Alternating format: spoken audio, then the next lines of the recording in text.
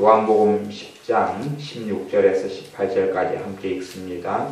또 이 우리에 들지 아니한 다른 양들이 내게 있어 내가 인도하여야 할 터이니 저희도 내 음성을 듣고 한 무리가 되어 한 목자에게 있으리라. 아버지께서 나를 사랑하시는 것은 내가 다시 목숨을 얻기 위하여 목숨을 버림이라. 이를 내게서 빼앗는 자가 있는 것이 아니라 내가 스스로 버리노라. 나는 버릴 권세도 있고 다시 얻을 권세도 있으니 이 계명은 내 아버지에게서 받았노라 하시니라. 아멘. 신앙생활에서 체험이라는 것은 참 중요한 위치를 차지합니다. 신앙생활에서 실제로 하나님의 살아계심을 체험하는 것, 말씀을 체험하는 것은 굉장히 중요합니다. 그러나 또한 체험이라는 것의 위험성도 있습니다. 왜냐하면 체험을 잘못 해석하면서 어리석어지는 일들도 많기 때문에 그렇습니다. 체험 가운데 개념적으로 이야기하면 무체험이라는 것도 있습니다. 무체험. 체험하지 않는 것도 체험에 속하는 거예요. 그래서 무체험을 가지고 성경을 해석하거나 삶과 인생을 해석하는 사람들은 참 더 어리석은 길을 걸어가게 됩니다. 가령 방언에 대해서 어떤 사람들이 책을 씁니다. 그러면 방언에 대해서 책을 쓴 사람들은 크게 두 부류로 나눕니다. 한 부류는 방언의 은사를 받은 사람들이 쓴 방언에 대한 책하고, 그 다음에 또 한 부류는 방언의 은사를 전혀 경험하지 못하고 받지 못한 사람들이 쓴 방언에 대한 책. 그렇게 두 가지로 나뉩니다. 실제로 그래서 방언에 대한 책을 쓴 사람 가운데 방언 은사를 받은 사람은 방언 은사에 대해서 우호적이고 또한 나름대로 바른 관점을 유지하고 있는 경우가 많습니다. 반대로 방언 은사를 받지 못한 사람들이 방언 은사에 대해서 쓴 책은 대부분 방언 은사를 부정하는 쪽으로 쓰여집니다. 왜냐하면 결국은 방언을 받지 않은 무체험이 방언의 은사를 부정하는 어떠한 성경 해석과 신학을 받아들이기 때문에 그렇습니다. 무체험이라는 것도 체험에 속하는데 그 무체험은 굉장한 편견과 국회와 오해를 낳습니다. 그래서 사람들이 실제의 삶 속에서 이론과 허구와 허상 속에 살다 보면 하나님의 말씀은 실제로 삶 속에 체험되어져야 되고, 하나님의 말씀은 생명이 나타나야 되고, 하나님의 말씀은 능력이 있어야 되고, 살아계신 하나님은 삶 속에서 나와 함께 하시기 때문에 경험되어져야 됩니다. 우리는 감정과 지식과 지성과 의지와 인격과 육체를 가지고 있기 때문에 실제로 하나님을 삶 속에서 체험하는 것은 지극히 당연한 이야기입니다. 피자에 대해서 누가 책을 쓰면 피자를 안 먹어본 사람이 피자에 대한 글과 맛에 대해서 논하는 것과 피자를 골고루 먹어본 사람이 논하는 것은 골고루 먹어본 사람이 좀 더 객관적인 이야기를 할 수 있을 것입니다. 어떤 어리석은 사람들은 경험하지 않고 체험하지 않으면서 그것이 굉장히 이성적이고 논리적인 양 주장하는 사람들이 있지만 그것은 잘못된 것이 됩니다. 실제로 체험과 무체험 두 개 중에 어느 게 더 위험하냐 그러면 무체험이 훨씬 더 위험합니다. 그래서 내가 함부로 교만하여서 경험하지 않으면서 어떤 것을 재단하고 판단하고 생각하여 말하고 주장하는 것은 굉장히 어리석은 길을 걸어갑니다. 또한 나름대로 체험했다 하는 것도 그 체험이 우물 안의 개구리의 체험이 될 수 있습니다. 내가 우물 안의 개구리에 살면서 그 우물 안에서 본 것이 전부다고 생각한다면 어리석어집니다. 또한 어떤 체험은 그 체험을 잘못 해석하여서 엉뚱한 결과를 낳기도 한다 그 말입니다. 하지만 둘 중에서 그래도 좀 나은 것이 경험하고 체험하는 것입니다. 실제로 하나님의 말씀은 경험하고 체험되어져야 좀 더 바르게 이해하고 알 수 있어집니다. 그러므로 하나님의 말씀이 우리 삶 속에서 또한 기도라는 것도 결국은 내가 기도해서 응답을 받는 체험이 있을 때만이 기도라는 것을 제대로 이해하고 알게 됩니다. 많은 믿는 사람들이 기도하고도 응답받지 못하는 일들을 많이 봅니다. 기도하고도 응답받지 못해. 그러면서 3년, 5년, 10년의 시간이 흘러갑니다. 그런 사람들이 기도에 대해서는 꽤 기괴한 생각들을 가집니다. 아주 형이상학적이고 좋은 쪽이 아니라 안 좋은 쪽의 형이상학이란 말입니다. 이론적이고 허구적인 생각을 가집니다. 내가 기도 생활하는 가운데 어떤 기도 제목은 오랜 시간의 인내가 필요한 기도 제목이 있는 건 사실입니다. 그러나 그 사람이 정말로 주님과의 바른 관계 속에서 믿음 가운데 기도하고 살아간다면 어떠한 기도 제목은 5년, 10년, 때로는 20년도 걸리는 거겠지만 그럼에도 불구하고 또 다른 기도의 제목에 대한 응답은 내 삶 속에 하루에 하나 아니면 한 달에 몇 개씩이라도 있어야지 그 사람의 신앙이 하나님 앞에서 바르다라고 말할 수 있습니다. 그러지 한 달에 하나도 하나님께 기도해서 응답받는 게 없다. 1년에 한두 개, 서너 개, 네다섯 개도 하나님께 기도해서 응답받는 게 없다.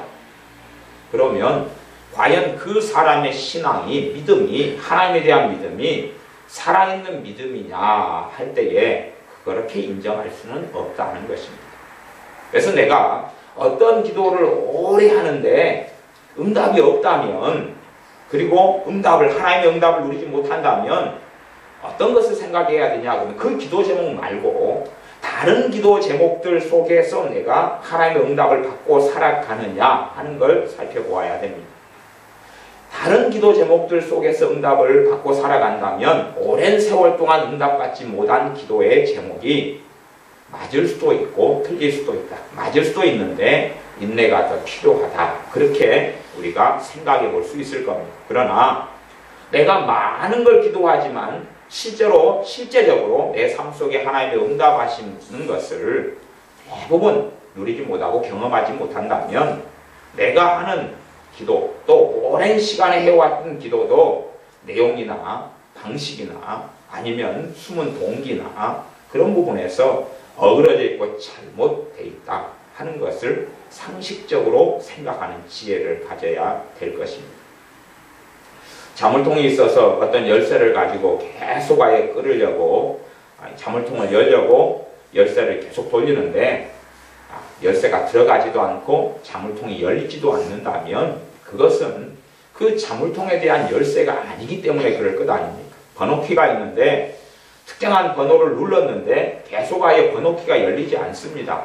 그러면 지혜를 가진 사람은 이게 번호가 아닌가벼 해야지 맞는 겁니다. 그러나 틀린 번호를 계속하여 누른다면 어리석어지고 곤란해질 것입니다.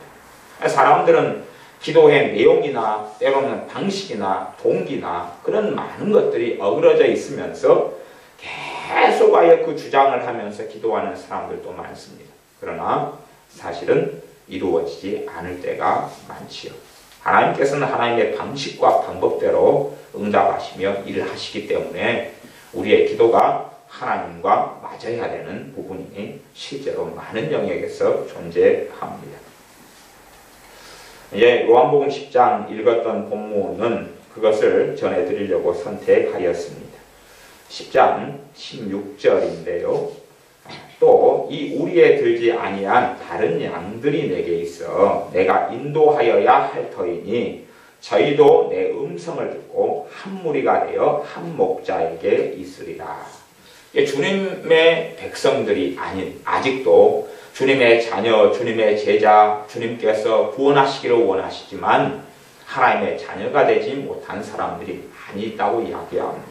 그 사람들도 저희도 내 음성을 듣고 한 무리가 되어 한 목자에게 있으리라. 불신자 안 믿는 사람이 주님의 음성을 듣고 주님을 통하여 구원받는 주님의 사람이 되는구나. 천국의 백성이 되는구나 하는 것을 알 수가 있습니다.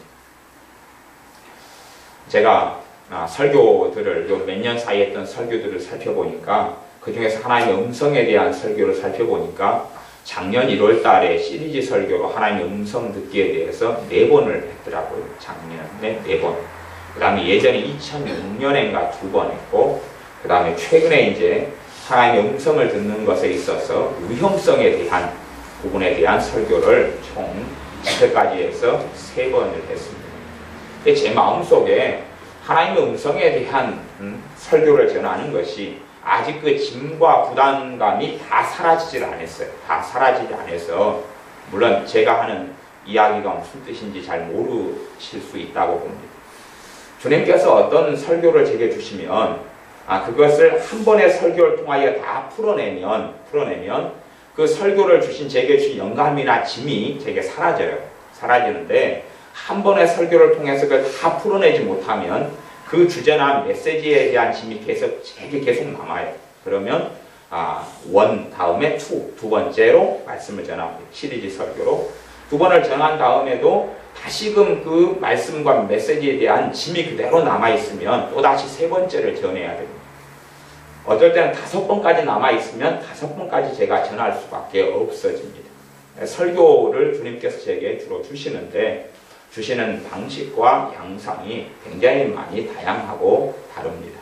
그 중에 하나는 어떤 설교에 대한 주제를 방금 제가 말씀드린 것처럼 제게 짐을 주시는데 부담감을 주신다는 이야기예요. 그래서 그 주제에 대하여 계속하여 말씀을 전하는 것입니다. 그런 면에서 하나님의 음성에 대해서는 제가 최근에 하나님의 음성에 대한 위험성 부분에 대해서 3시간을 전했는데 아직도 부족한 부분이 가지고 있어서 다시 이번 시간에도 그에 대한 말씀을 이어서 전하게 되겠습니다. 그러면 사람들이 생각하는 이 하나님의 음성에 대한 오해와 곡해들이 참 많이 있습니다. 그렇기 때문에 예전이라는 것은 한 80년대, 90년대 그렇게 신앙생활 할 때에는 어떤 성령의 음성을 들어도 상대적으로 성령의 기름 부분도 강했고 은사도 좀 강했습니다. 비교하자면 80년대 방언 은사를 받은 사람하고요 2000년 넘어서 방언 은사를 받은 사람이 다 그렇진 않지만 강도 자체가 굉장히 많이 차이가 납니다. 80년대 방언 은사를 받은 사람은 방언에서 주체할 수 없이 막 폭포수처럼 방언이 터집니다. 방언이 터져요.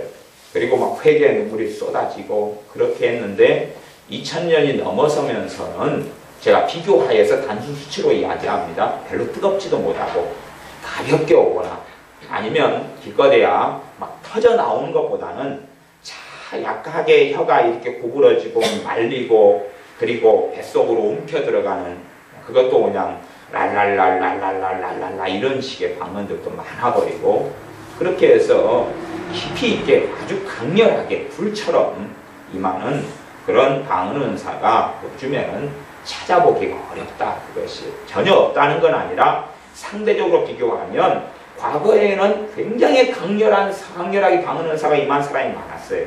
그래서 과거에 방언 은사를 받았다 그러면 그냥 그렇게 단정할 수 있을 정도였어요. 이 사람 성령 세례 받았네. 그렇게 단정할 수 있을 정도였다 그 말이에요. 그러나 요즘 시대에서 누가 방언 은사를 받았다. 그럼 그것을 가리켜 성령 세례를 받았네. 그렇게는 이제 제가 보기에는 말할 수가 없는 수준까지 이르러 버리고 말았습니다. 그냥 우리가 엿을 사 먹거나 그러면은 맛배기 엿을 주잖아요. 맛배기. 그런 것처럼 저 사람 맛배기를 좀 먹었네. 그렇게밖에는 못할 것 같아요. 아예 그냥 오리지널로 엿을 한 뭉텅이를 사가지고 호박엿 한 뭉텅이를 사가지고 저 사람 엿 샀네. 좀 얻어 먹어야 되겠다. 그런 양이 아니고 맛배기 정도네. 그렇게 해서 오히려 방언 은사를 받은 것이 성령 세례를 받은 게 아니라 그냥 성령 세례를 받기 위한 어떤 표적적이고 출발점에 불과한 것처럼 보일 때가 많다. 그런 이야기입니다. 그래서 과거에는 성령의 역사가 아주 강렬했기 때문에 실제로 하나님의 음성, 성령의 음성을 들어도 정확도가 굉장히 좀 높았던 것 같아요. 정확도도 높았고 그리고 주님이 오실 때가 가까워져 오는 지금과 비교하면 그때는 그래도 한 20년 전이라고 치면 미호계형의 역사나 활동이 지금에 비교하면 많이 약했어요. 많이 약해서 아예 미호경을 통하여서 사람이 좀 광적으로 변하고 이상하게 변하고, 미호경이라는 것은 믿는 사람들에게 있어서는 하나님을 가장하고 성령님을 가장하는 그런 귀신이에요. 성령님을 가장하고 하나님을 가장하고 그 사람과 인격적인 교류를 해요. 귀신이 꽤 그럴듯하게 성경적인 이야기와 메시지와 깨달음을 준단 말이에요. 근데 그걸 성령인 줄 알고 받아들여 버릴 때에 미호경이 들어와서 그 사람 심령에 자리를 잡아버려요. 과거에는 그런 사람들을 좀 드물게 봤는데 2000년 동안 넘어서면서는 제가 경험하기로는 너무 많이 그런 사람들을 만납니다. 너무 많이. 과거에는 미호경에 대한 말씀을 별로 안 전해도 되고 하나님의 음성에 대한 위험성에 대한 말씀을 별로 안 전해도 되었다면, 지금에 이르러서는 이제 하나님의 음성을 듣는 것에 대한 바른 이야기를 좀 더 많이 해야 되고, 그리고 위험성에 대한 이야기도 좀 많이 해야 되는 그런 시대가 됐습니다. 실제적으로 과거에는 교회들이나 목회자들이나 아니면 소위 말하면 똑똑하다고 하는 부흥사들, 기름 부음을 가지고 있다 이런 분들조차도 하나님의 음성을 들어라 하는 가르침들을 별로 안 가르쳤어요. 과거에는 그런 신앙서적이 별로 없었어요. 제가 신앙서적을 아주 그냥 중독적으로 책들이나 신학책을 많이 읽어왔기 때문에, 과거에는 제가 기독교 서점에 들어가면 5,000권 책이 있다 그러면 5,000권 책을 다 이렇게 하고 훑어보면 대부분 제가 아는 책이에요. 지금은 이제 좀 덜 그럽니다. 지금은. 최근에는 존 비비오 목사님 같은 경우는 제가 꽤 좋아하는데, 이제 기독교 서점에 가보니까 그 성령님에 대하여 그렇게 책을 이번에 냈더라고. 냈는데 꽤 된 것 같아요. 베스트셀러까지 올라간 거 보니까. 그런 만큼 제가 이제 지금은 신앙서적이나 신학책에 대해서 좀 무관심하거나 아니면 이제 새로운 책이 너무 많이 나와버린 것 같아요. 못 따라가요. 과거에 비추어서는 따라가지 못해요. 그만큼 책이 굉장히 많이 나왔는데, 비교하자면 하나님의 음성을 들어라 하는 가르침들이 과거에는 별로 없었어요. 별로 없었기 때문에 믿음이 성장하면서 자연스럽게 성령의 음성을 듣고 자연스럽게 하나님의 음성을 들으면서 위험성이 없는 길을 걸어가는 경우가 많았어요. 그런데 지금은 하나님의 음성 듣기에 대해서 검색만 좀 기독교 서적 같은데 검색을 하면 쫙 나옵니다. 굉장히 많이 나와요. 하나님의 음성을 들으라고 말하는 선교단체, 예수전도단, 인터코부터 시작해서 아이학 무진장 깔렸어요. 무진장 깔렸고, 소위 말하면 영성을 한다는 목회자들은 하나님의 음성을 들으라는 가르침을 자신의 주된 가르침 핵심 사항으로 넣어서 계속 아예 세미나하고 컨퍼런스하고 가르칠 정도로 그렇게 변해버렸다. 그런 이야기입니다. 그렇기 때문에 초신자들이나 말씀을 알지 못하는 사람들이나 분별력이 없는 사람들이 하나님의 음성을 듣는 게 최고급 신앙의 단계인 것 같다. 하나님의 음성만 들으면 내 삶 속에 대박이 터질 것 같아 하는 착각들을 하는 가운데 그 가르침들을 수용해가지고 하나님의 음성을 들으려고 그럽니다. 말하자면 하나님의 음성을 듣는 시도는 실제로는 부엌에서 이야기한다면 식칼을 가지고 일을 하는 것이고 가스 불을 가지고 일하는 것과 똑같은 일이 벌어집니다. 그러면 성숙한 사람들, 지혜로운 사람들은 칼을 가지고 용도에 맞게 사용할 수 있을 것이고 가스불을 가지고 국도 끓이고 요리도 할 수 있을 겁니다만은, 그렇지 않는 사람들은 가스를 좀 사용하거나 아니면 가스를 켜놓은 상태에서 나중에 가스 폭발 사고가 일어날 수도 있고, 칼을 가지고 자기를 해치고 5살짜리 칼을 가지고 놀면서 3살짜리 동생을 찔러버릴 수도 있는 것이고, 그런 끔찍한 사태가 벌어지고 맙니다. 그것이 하나님의 음성 듣기에 대한 위험성이다 하는 것이에요. 물론 그래서 이 요한복음 10장의 말씀에서는 하나님의 음성에 듣는 것의 중요성을 이야기하지만, 그래서 이 요한복음 10장을 좀 이야기한 다음에 그 다음에 사도행전으로 제가 넘어가서 실제로 초대교회에서 하나님의 음성, 성령의 음성을 어떻게 들어갔는가를 여러 본문들을 쭉 넘겨가면서 살펴보려고 그럽니다. 그래서 성경적으로 우리가 좀 조명해 봐야 될 필요성이 굉장히 많은 것입니다. 그래서 이 16절에는 저희도 내 음성을 듣고 한 무리가 되어 아직 신자가 되지 못한 사람들이 예수를 믿지 않는 사람들이 예수님의 음성을 듣고 한 무리가 되어서 하나님의 자녀 백성이 된다 그랬어요. 사도행전으로 설명해서 이야기한다면 사도 베드로의 설교를 듣고 3,000명, 5,000명이 회개하고 예수를 믿게 됐어요. 그럼 우리가 생각하는 음성하고는 굉장히 다르죠. 굉장히 다릅니다.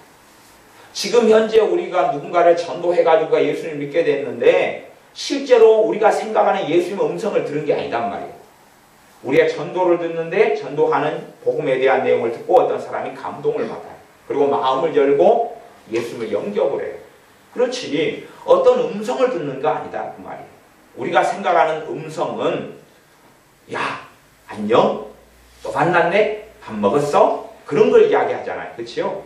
그래서 주님이 이야기하는 음성은 그런 범주를 포함하고 있지만 주님이 말씀하는 음성은 그걸 넘어서는 이야기다는 것을 생각하셔야 돼요. 지금 안 믿는 사람이 전도돼 가지고 예수님께 속하게 되는 이야기를 하면서 이 내용을 주님의 음성을 듣고 예수님께 속하게 됐다는 이야기를 합니다. 실제로 많은 사람이 주님의 음성보다는 주님의 음성, 우리가 생각하는 음성보다는 다른 관점으로 개념을 가지고 이야기하자면 복음을 들으면서 감동을 받는 거죠. 감동을 받아요. 제가 작년 1월에 하나님의 음성 듣기를 할 때 은사를 통해서 어떻게 말씀하시느냐, 또 감동을 통해 어떻게 말씀하시느냐, 그리고 감동에 대한 이야기, 은사에 대한 이야기, 그리고 지혜를 통해서 어떻게 말씀하시느냐. 지혜를 통해 하나님 말씀하시기 때문에 잠언에서는 끊임없이 지혜를 받으라 그랬고, 야고보서 1장 말씀에도 너희가 지혜가 부족하거든 호의 주시고 꾸짖지 아니하시는 하나님께 구하라 그랬고, 너희는 비둘기같이 순결하고 뱀처럼 지혜로우라 라고 말씀하셨다는 이야기입니다. 그리고 믿음이 좋은 사람들일수록, 믿음이 성장하는 사람들일수록 지혜가 증가해 갔다는 가장 기본적인 것을 알아야 되고, 성령의 기본 은사 가운데 고린도 전서에 있는 9가지 은사 가운데 첫 번째 랭킹의 은사가 뭐냐 하면 지혜의 말씀의 은사라는 것을 꼭 기억해 볼 필요가 있습니다. 나아가서 믿음이 성장한 사람들은 그들의 특성이 뭐냐 하면 분별력이 증가하는 것입니다. 분별력이 증가하는 거예요. 믿음이 성장한 사람들은 분별력이 증가해요. 다른 말로 하면 전문용어로 이야기하면 똥인지 된장인지 구분한다 하는 것입니다. 분별력이 좋아지는 것입니다. 제가 지난번에 우리 우림이 주원이한테 100원짜리 한 개씩 줬어요. 그랬더니 참 좋아하더군요. 그 다음에 제가 500원짜리 동전을 꺼내서 또 한 개씩 주었어요. 그래 도합 우림이 600원, 주원이 600원 줬어요. 걔가 굉장히 좋아해요. 그래서 제가 100원짜리를 다시 4개를 꺼내가지고 우림이에게 100원짜리 2개를 주면서 500원짜리하고 바꾸자 그랬어요. 당연히 결과는 아시겠죠? 500원짜리 바꿨어요. 그래서 우림이 600원에서 300원이 됐어요. 그래 놓고 더 좋아하더라고요. 그래서 제가 또 주원이에게 200원을 주면서 500원짜리하고 바꾸자 그랬어요. 예, 500원. 2개 합치면 더 크기가 크잖아요. 500원짜리보다. 일단 또 숫자가 크잖아. 많잖아요. 2개. 그건 1개고. 그래서 바꾸자 그러니까 열렬히 환영하면서 주원이도 바꾸더군요. 이게 아직 주원이가 7살, 우림이가 7살인데 분별력이 그 부분에 있어서는 있다고요? 없다고요? 없어요. 제가 예전에는 애들이 1,000원짜리 용돈을 받았을 때에 제가 100원짜리 한 3개를 가지고 흔들면서 바꾸자 그러니까 다 바꿨어요. 그래서 1,000원을 수거하고 1,000원을 수거하고 그리고 100원짜리 2개, 3개 줬고 어떨 때는 10원짜리 10개를 모아가지고 1,000원하고도 바꿨어요. 그러니까 나이가 어리면 어릴수록 뭐가 떨어져요? 분별력이 떨어지는 것이. 우리가 성장하고 잘한다는 이야기는 분별력이 증가하는 거예요. 분별력은 기본적으로 지혜에서 나오는 것입니다. 지혜에서 분별력이 증가하고 나와요. 그래서 신앙적으로도 마찬가지입니다. 분별력이 증가해 갈 때에 그 사람이 지혜가 증가해가고 그 사람이 성장해 간다. 그 사람이 자라간다. 그렇게 말할 수가 있습니다. 그래서 이제 요한복음 10장 보면 10장 3절에 문지기는 그를 위하여 문을 열고 양은 그의 음성을 듣나니 그가 자기 양의 이름을 각각 불러 인도하여 내느니라. 자기 양을 다 내어놓은 후에 앞서가면 양들이 그의 음성을 아는 고로. 딱 따라오되 타인의 음성은 알지 못하는 고로 타인을 따르지 아니하고 도리어 도망하느니라. 그러면서 양들은 이 문지기의 음성, 자기를 돌봐주고 키워주는 목자의 음성을 안다라고 이야기합니다. 다시 이제 계속하여 주님께서 좀 더 깊이 있게 말씀하시는데 하시는 말씀은 12절입니다. 삭구는 목자도 아니요 양도 재앙이 아니라 이리가 오는 것을 보면 양을 버리고 달아나나니 이리가 양을 늑탈하고 또 해치느니라. 달아나는 것은 제가 삭군인 까닭에 양을 돌아보지 아니함이라. 나는 선한 목자라. 내가 내 양을 알고 양도 나를 아는 것이. 그러면서 16절 하반절에 보면 저희도 내 음성을 듣는다. 이제 불신자가 전도되는 이야기를 하는 거죠. 그 앞에는 양들은 주님의 음성을 듣는다라고 이야기합니다. 그래서 4절이 양들이 그의 음성을 아는 고로 따라온다. 이 양들은 주님의 음성을 안다고 이야기. 그러나 실제 우리 경험과 삶 속에서는 그렇게 되기도 하고 안 되기도 해요. 그렇기 때문에 우리가 지혜가 자라가고 분별력이 증가해서 정말로 주님의 음성인 것하고 음성이 아닌 것을 분별해내는 그런 지혜와 지각이 필요합니다. 갈수록 주님이 가까우실 때가 되니까 유혹하는 영들, 귀신의 역사들이 활발해졌고 더군다나 이제 주님인 것처럼 성령 하나님이신 것처럼 귀신들이 신자들의 삶 속에 역사하여 유혹하고 빼는 경우들이 아주 많습니다. 과거하고 90년대 제가 믿는 사람들을 만나고 상담하고 이럴 때는 실제로 제가 이제 우물 안에 개구리였기 때문에 아마 그런 면도 있을 겁니다. 근데 미혹에 사로잡히고 이런 사람을 좀 드물게 만났어요. 드물게 만났는데 2000년대가 넘어오고 지금 2010년대가 넘어왔다. 그러면 굉장히 많이 만납니다. 의외로 많이 만나는데도 본인은 귀신에게 음성을 듣고 귀신에게 끌려다닌다는 것을 인식을 잘 못하더라고요. 못해요. 그런 부분에서 참 골치 아픈 것을 봅니다. 사람들에게는 끊임없이 많은 목회자들, 많은 신앙서적이 하나님의 음성 들어라, 음성 들어라, 음성 들어라. 그러면서 음성을 어떻게 들으며 하나님의 음성이 육체적인 목소리 같은 경우로 오는 경우는 거의 없다는 것은 가르쳐주질 않아요. 그냥 음성 듣는 것, 그러면 인생과 삶이 대박이 나고 인생과 삶의 모든 문제가 풀려날 것처럼 허황되게 이야기를 하는 경우는 아주 많습니다. 실제로 이제 오순절을 경험했던 그리고 120명의 마가의 다락방에서 시작했던 성령 충만한 신자들은 전도를 통해서 무수히 많은 사람들이 교회 안에 들어오고 그 초대교회는 성령 충만한 교회였습니다. 말하자면 지금보다도 훨씬 더 하나님과 가까웠고 그리고 주님의 음성을 더 정확하고 깨끗하게 들을 수 있는 교회였다 하는 것은 우리가 상식적으로 생각해 볼 수가 있습니다. 그리고 더군다나 주님께 직접 배웠던 사도들이 교회를 이끌어 갔던 상황입니다. 성령 충만한 교회였기 때문에 그들이 얼마나 음성을 잘 들었는가. 그런 면에서 어떨 때는 음성을 들었고 어떨 때는 못 들었고 음성이라는 게 어떤 양상으로 나타나 왔는지를 사도행전의 말씀을 통해서 하나씩 짚고 넘어가 볼 필요가 있다 싶습니다. 사도행전 6장의 말씀을 찾아보겠습니다.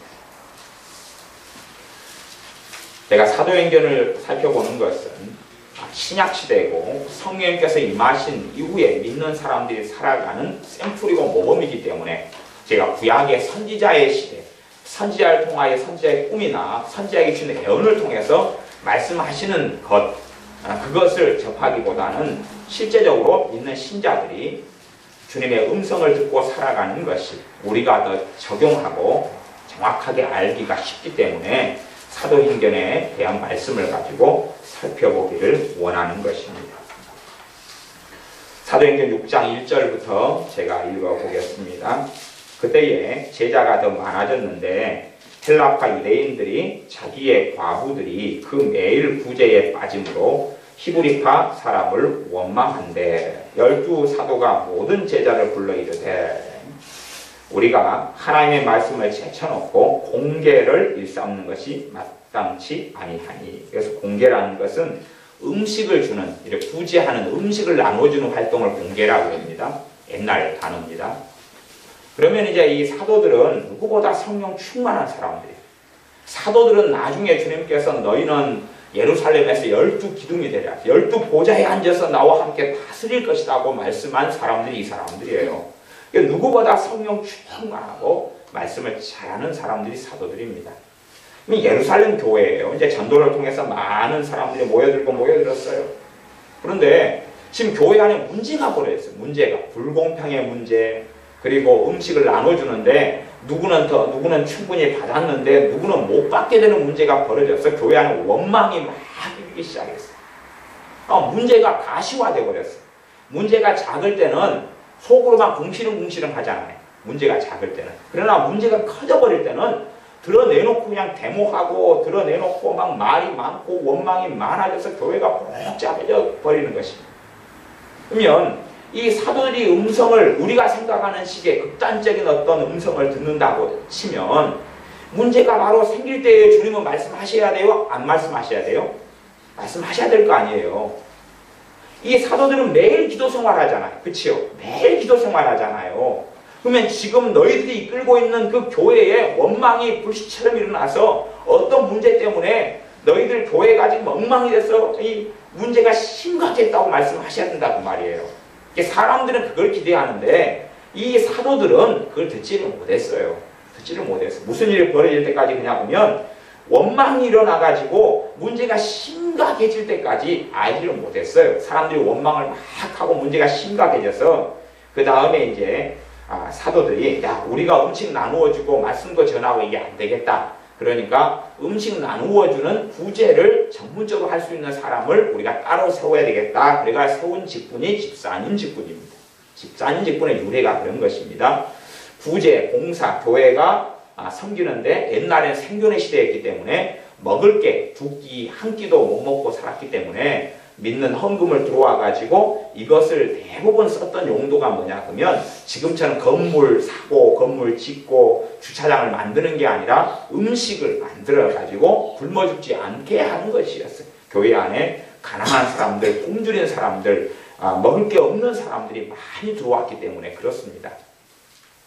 그래서 이제 우리가 그러면 안 되겠다. 그래서 하는 것이 6장 3절입니다. 형제들아 너희 가운데서 성령과 지혜가 충만하여 칭찬 듣는 사람 7을 택하라. 우리가 이 일을 저희에게 맡기고 우리는 기도하는 것과 말씀 전하는 것을 전무하리라. 그러면 우리식으로 생각한다 보면 자요 너희가 칭찬 듣는 사람을 7명을 택하라. 그러면 너희가 택하라 그럴 필요가 있어요? 없어요? 음성 듣기로 하면 될 거 아니에요. 누구 번호표 날라주는 가운데 번호표 쫙 날라주고 하나님께 받으면 될 거 아니에요. 샬라샬라샬라 357번 오 스테반 당신이구만 그럴 줄 알았어. 이리 오시오. 그 다음에 또 샬라샬라 기도한 다음에 오 532번 그래가지고 7 집사님을 다 뽑으면 될 거 아니에요. 듣고 다이렉트로 듣고. 근데 그게 아니었다는 사실입니다. 사람들은 그렇게 생각하는 것이에요. 하나님의 역사하시는 방식을 그렇게 생각하는 거예요. 그러나 하나님의 역사하시는 방식은 그런 방식이 일반적으로 아닙니다. 그게 아니에요. 근데 실제로 사람들이 적용을 시킬 때 그렇게 적용을 시켜요. 그렇게 적용을 시켜서 어리석은 길로 걸어갑니다. 집을 하나님께 달라고 그러면서 어떤 집을 하나님 살까요? 그러면서 그렇게 듣기를 무슨 동으로 가라. 그렇게 듣기를 원합니다. 무슨 동으로 가라 그렇게 듣기를 원해요. 그러나 대부분은 기도하면 기도 응답으로 집을 구한다 그러면 순리적으로 이렇게 쫙 풀려가요. 순리적으로 쫙 풀려가면서 딱 이루어지는 것이 대부분의 일이에요. 예외적으로는 꿈을 통해서 보여주시는 경우가 있어요. 또 어떨 때는 성령님께서 지식의 말씀의 은사로 어느 동으로 가라 그렇게 말씀하실 때도 있어요. 그건 제가 예외적이다 그랬습니다. 대부분의 기도를 하면 순리적으로 이렇게 쫙 풀려가요. 순리적으로 풀려가요. 이게 말하자면 집을 구하는데 정보지나 인터넷을 통해서 그 집을 매매하는 사이트를 들어가서 보다 보니까 어떤 동에 마음이 끌려요. 그리고 어떤 집을 보는데 나하고 가격도 비슷하고 마음이 끌려요. 실제로 가보니까 평안하고 기뻐요. 이 집이 마음에 드는 거예요. 가격도 맞춰보니까 비슷하고. 그래서 구매하게 되는 이런 자연스러운 과정을 따르는 게 대부분입니다. 그리고 예외적으로 그냥 아주 특별한 경우에 은사를 통하여 어떤 집, 어떤 거리, 어떤 동을 갖게 해주시는 경우는 있어요. 꿈을 통해서 내가 사야 될, 구해야 될, 얻어야 될 집을 보여줄 때도 있어요. 어떤 사람이 그 집을 기도하다가 어떤 길을, 도로를 걸어가게 됐는데 꼭 이제 꿈에 이제 어떤 집을 봤어요. 봤는데 아무리 찾아도 그 집이 없는 거예요. 도로가를 걸어가다가 어떤 골목이 나와서 그 골목으로 자꾸 들어가고 싶어지는 거예요. 들어가고 싶어서 골목으로 그 밖에 도로상에는 그 안에 있는 것이 안 보였어요. 자기는 다 돌아다니도 못 찾았는데 골목으로 들어가고 싶어가지고 골목으로 들어가가지고 갔더니 자기가 꿈에 봤던 그 집이 있는 거예요. 그래서 만나가지고 했더니 이것저것이 다 맞았어요. 그리고 참 자기 조건에 맞는, 물론 조건에 맞아서 그 인도하심이 그 집을 구하게 했다 할지라도 거기에서 평생 살라고 하는 건 아니겠죠. 그렇죠? 한 2년, 3년, 5년 그렇게 살다가 또 더 좋은 집을 구하거나 더 좋은 장소를 옮기거나 그렇게 하는 게 맞겠지요. 그 형편과 처지 속에서는 그런 인도하심도 있다 하는 이야기입니다. 그러나 대부분은 순리적으로 이렇게 잘 풀어져 가는 것입니다. 그래서 초대교회에 키트를 놓는데 7명의 집사를 뽑는 것은 교회의 사건에서 굉장히 중요한 사건입니다. 그러나 사도들은 단지 무엇만 제시하냐 그러면 칭찬 듣는 사람, 성령님과 지혜가, 성령 충만하고 지혜가 충만하여 칭찬 듣는 사람, 그렇게 크게 한 3가지 조건을 제시합니다. 그리고 사람들로 하여금 뽑게 하는 거지 누구 명단을 하나님께 받는 것이 아니란 이야기입니다. 그렇게 해서 이제 7 집사님을 뽑았습니다. 그 중에서 이제 스데반 집사님이 순교하는 그런 장면이 나옵니다. 순교하는 이야기가 스데반 집사님 설교, 그 다음에 그 설교를 다음에 순교하는 게 6장, 7장에 걸쳐서 다 나왔습니다. 그러면 6장 10절 같은 데 보면 스데반이 지혜와 성령님으로 말하는 것을 저희가 능히 당치 못하여. 스데반 집사님과 유대인들이 변론을 하고 예수님에 대해서, 복음에 대해서 변론할 때에 스데반 집사님이 지혜로 말하고 성령님으로 말하는 것을 능히 당치 못한다. 그러면 실제로 우리가 생각하는 하나님의 음성이 뭘로 나타난다는 걸 알 수가 있어요?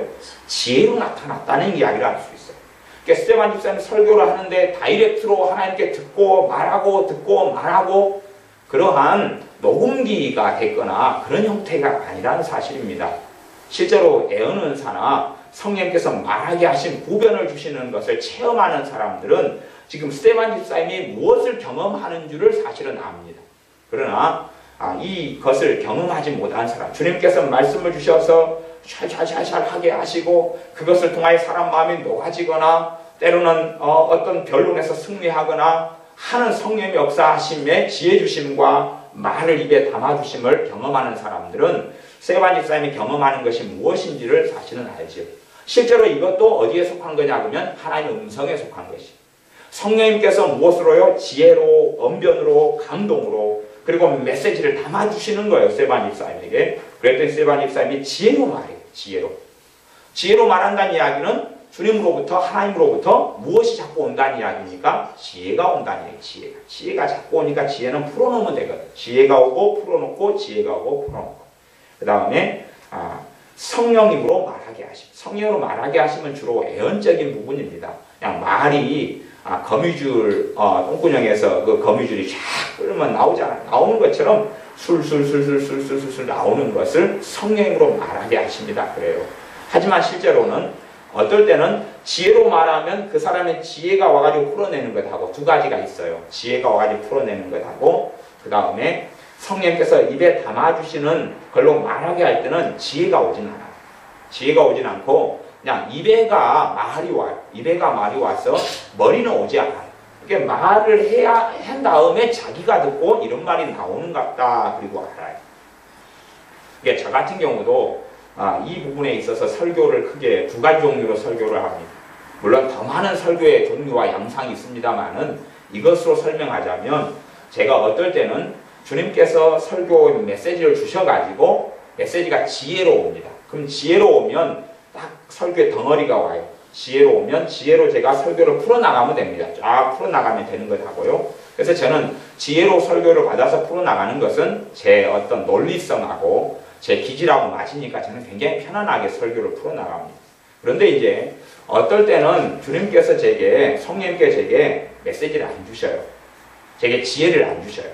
말씀을 안 주셔요. 안 주시는 경우도 종종 있어요. 그러면 사실은 그때 되면 제가 경험적으로 알아요. 아, 설교를 예언적으로 하라는 갑다 그리고 알아요. 예언적인 설교는 지혜로 메시지를 주셔서 한 주제로 일관적으로 쫙 흘러가는 것하고는 다릅니다. 예언적인 설교를 해버리면 저도 머릿속에 도대체 무엇을 말해야 될지 몰라요. 그리고 설교가 이리 튀어가고 저리 갔다가 저리 갔다가 저리 갔다. 말하자면 예언적인 설교는 그 설교를 앉아있는 사람들 가운데 들어야 될 사람들. 그러니까 이 사람은 예를 들어서 용서에 대한 말씀을 드려야 되잖아요. 저쪽 사람은 인내에 대한 말씀을 드려야 되고, 저쪽 사람은 복음에 대한 메시지를 드려야 되고, 저쪽 사람은 긍휼에 대한 메시지를 드려야 되고, 저쪽 사람은 자신을 포용하고 수용하는 메시지를 드려야 되고, 여러 사람들의 필요가 다르다 그 말이에요. 예언적인 설교는 그냥 강으로 쭉 흘러가는 게 지혜로 설교한다고. 예언적인 설교는 강이 흐르면 구비 돌아가 여기도 터치하고 저기도 터치하고 저기도 터치하고 그래서 흘러가기 때문에 이 지혜로 일반 제가 가진 머리로 IQ로는 따라가지는 못해요. 어디로 튈지는 성령님께서 알고 있는데 머리로 안 오고 제 입에가 와요. 입에가 오니까 입에서 풀려가니까 알지를 못해요. 그런 설교는 제가 설교할 때에 꽤 좀 힘들어하는 설교들에 속해요. 제가 집회를 말씀과 치유 집회를 할 때 되면 주로 한 3분의 1 정도, 어떨 때는 뭐 2번 집회 때 설교를 한다고 2번 다가 예언적인 설교인 경우도 있어요. 그러면 저도 어떻게 몰라요. 그냥 강단에 서가지고 말씀을 전하지만 전할 때 자체도 무엇을 제가 말하는지를 모르고 강단에 설 때들이 있어요. 모험을 하는 거죠, 실제로. 하지만 이제 많이 경험하다 보니까 야, 주님께서 내게 뭘 담아줄지를 몰라요. 근데 이 말을 시작해야지 그 다음 깨우고 또 풀어나가면 그 다음 깨우고 그래요. 근데 지혜로 말씀을 전하는 건 전체 뭉텅이가 오기 때문에 한 방향성을 가지고 제가 일관되게 쭉 나가면 되거든요. 그래서 차이가 그런 부분이 있어요. 그래서 스테반 집사님이 두 가지로 다 이제 말씀을 전했다고 이야기하는 것입니다. 지혜로, 그 다음에 성령으로 말이다. 그런 것입니다. 그러면 이것이 어디에 속하는 거다 그냐면 하나님의 음성에 속한 거다 그 말이에요. 하나님의 음성에. 아니, 주님으로부터 메시지가 왔어요. 물론 이 음성이라는 것은 완벽하지가 않아요. 왜 완벽하지가 않냐 그러면 하나님 때문이 아니라 사람 때문에 완벽하지가 않아요. 스테반 집사님이라는 또 우리 자신이라는 한계에 갇혀버리고 우리가 가진 편견, 경험, 우리가 가진 관념적인 어리석음 등등이 갖춰져서 어리석어져 버립니다. 어떤 사람에게 그렇게 말씀 주님이 하셨다고 가정해요. 야, 원수를 사랑해라. 그러니까 이 사람이 정말로 미치겠다는 거예요. 왜냐하면 이 사람이 그 음성을 들으면서 왜 미치겠냐 그러면은 자기에게는 원수가 있었거든요. 정말 증오하고 미워하는 원수가 있었거든요. 그런데 원수를 사랑해라는 음성을 들으면서 왜 미쳐버릴 것 같았냐 그러면 자신이 생각하는 감정의 사랑이라는 개념의 정의가 감정이거든요. 감정. 그러니까 원수 그 보면 꼴보기 싫은데 애인처럼 자식처럼 막 뜨거운 사랑을 해라고 받아들인 거예요. 개념이. 그러니까 그게 가능해요? 안 가능해요? 안 가능하지. 변태도 아니고 노숙자가 막 그냥 침을 뱉고 막 욕설을 하고 그런 노숙자도 간혹 있습니다. 막 그러고 막 그냥 악다문의를 쓰고 저주를 퍼붓고 그런 사람이 있어요. 뭐 그 사람을 만나가지고 막 뜨거운 사랑이 요 안에가 감정적인 사랑이 일어나는 사람이 누가 있겠느냐 그 말이에요. 근데 그걸로 받아들인 거예요. 그 노숙자의 문제가 아니라 원수의 문제. 자기를 학대하고 공격했고 자기에 대해서 이간질해가지고 거짓말 소문을 퍼뜨려가지고 동네 사람들이 그 사람만 보면 저 사람 저런 사람이야. 그리고 거짓말을 믿게 했던 그 원수에 대해서 감정만 끌어안고 싶고 만나면 그냥 뽀뽀해주고 싶고 지금 동성입니다. 동성. 네, 동성. 네, 여자 아줌마가 52살인데 거기도 그 비슷한 또래인데 만나면 그냥 얼굴을 비비고 싶고 보고 싶고 그리워하고 저녁 12시가 됐는데 자고 있을까 안 자고 있을까 전화 걸고 싶어서 대화하고 싶고 그런 것을 생각하는 사랑이라고 그분이 생각한 거예요. 그러니 이제 하나님하고는 코드가 안 맞잖아요. 이렇게 안 맞아요. 그런 부분 우리 자신의 문제 때문에 하나님의 음성이 들려오더라도 사실은 이게 불확실하게 변해버릴 때가 아주 많습니다. 주님께서 내게 꿈으로 뭘 가르쳐 주셔도 문제는 해석의 문제가 따라버려요. 해석의 문제가. 대부분은 주님께서 우리에게 꿈을 보여주셔도 꿈이 해석이 안 되는 경우가 대부분입니다. 무감스럽게. 우리의 한계 때문에 그렇습니다. 베드로 사도에게 하나님께서 꿈을 통해 말씀하셨어요. 꿈을 통해 말씀하셨는데 그건 보자기 환상이에요. 보자기 환상. 정한 짐승, 부정한 짐승을 통하여 보자기 환상을 통해 말씀하셨어요. 3번이나 똑같은 것을 김용사문관에 보았어요. 그러나 베드로 사도는 해석이 안 됐습니다. 그 내용을 알 수가 없었어요. 도대체 무슨 일일까? 왜 하나님께서는 3번이나 똑같은 걸 보여주시지? 무슨 상황일까? 무슨 일일까? 나중에 실제로 어떤 일이 벌어진 다음에야 고넬료 가정에 복음을 전하고 그 가정에 성령이 임하시는 사건, 그리고 그거에 대하여 이 예루살렘 교회 앞에 서서 변증하고 변론하는 그 과정을 통해서 그 내용이 무슨 내용인가를 그때야 알아먹게 됐다, 그런 이야기예요. 바로는 알 수가 없었어요. 그런 것처럼 꿈을 통해 하나님 말씀하시더라도 문제는 해석의 문제가 심각한 문제가 됩니다. 잘못 해석해버리면 이상한 길로 흘러가 버려요. 실제로 가장 단순하게 원수를 사랑해라, 그런 말씀이라 할지라도 해석의 문제가, 사랑이란 단어가 성경에서 쓰는 사랑이란 단어와 하나님이 쓰는 사랑이란 단어, 그거다고 내가 쓰는 사랑이란 단어가 다르다는 게 문제가 돼버려요. 달라요. 과학을 하는 사람들에는 굉장히 어떤 것을 주의해야 하냐 하면 개념의 문제를 주의해야 해요. 왜냐하면 과학자들마다 똑같은 단어를 사용하지만 개념을 달리 사용하거든요. 그래서 문제가 자꾸 일어나고 트러블이 일어나요. 마찬가지로 하나님의 말씀을 읽고 듣고 설교하는 사람들 가운데도 개념이 똑같은 단어를 사용하지만 개념이 달라요. 개념이 달라서 자기식의 개념을 가지고 주장하고 말하는 경우도 많기 때문에 위험성을 굉장히 가집니다. 7장은 스데반 집사님의 설교 그리고 순교 그렇게 됐습니다. 그 다음에 이제 8장입니다. 8장에는